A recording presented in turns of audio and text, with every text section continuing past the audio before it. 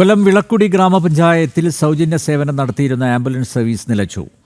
ഡ്രൈവർക്ക് ശമ്പളം നൽകാനോ മെയിൻ്റനൻസ് ചെലവ് നോക്കാനോ ഭരണസമിതി തയ്യാറാകുന്നില്ലെന്നാണ് ആരോപണം. ഏറെ നാളായി ആംബുലൻസിന്റെ പ്രവർത്തനം നിലച്ചത് കാരണം പ്രദേശവാസികൾ ബുദ്ധിമുട്ടിലാണ്.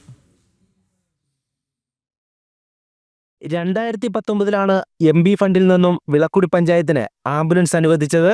സാമ്പത്തികമായി പിന്നോക്കം നിൽക്കുന്ന രോഗികൾക്ക് സാന്ത്വനമായാണ് ആംബുലൻസ് സർവീസ് നടത്തിയിരുന്നത്. സമീപ പ്രദേശത്തെ പഞ്ചായത്തുകളിലടക്കം ആംബുലൻസ് സേവനം നടത്തിവന്നു. അന്ന് ഡ്രൈവറുടെ ശമ്പളമടക്കമുള്ള ചിലവുകൾ പഞ്ചായത്ത് ഭരണസമിതി കണ്ടെത്തി നൽകി.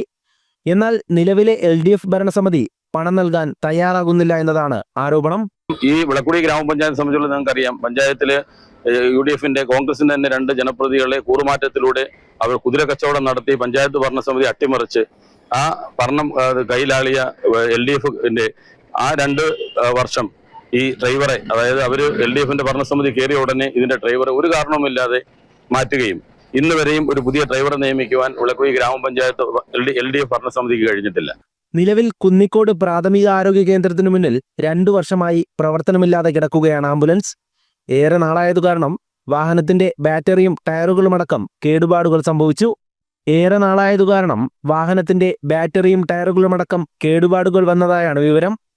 ഇതുകാരണം ആശുപത്രിയിലെത്തുന്നവർ വിദഗ്ധ ചികിത്സയ്ക്കായി വലിയ തുക നൽകി മറ്റുള്ള ആംബുലൻസുകൾ വിളിക്കേണ്ടി വരുന്നു.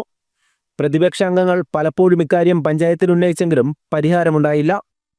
പഞ്ചായത്ത് ഭരണസമിതി തുക മാറ്റിവെക്കാത്തത് കാരണം ബുദ്ധിമുട്ട് അനുഭവിക്കുന്നത് പ്രദേശത്തെ പിന്നോക്കാവസ്ഥയിലുള്ള ജനങ്ങളാണ്. എത്രയും വേഗം ആംബുലൻസിന്റെ പ്രവർത്തനം പുനഃസ്ഥാപിക്കണമെന്നതാണ് ജനങ്ങളുടെ ആവശ്യം. ജനം, കൊല്ലം.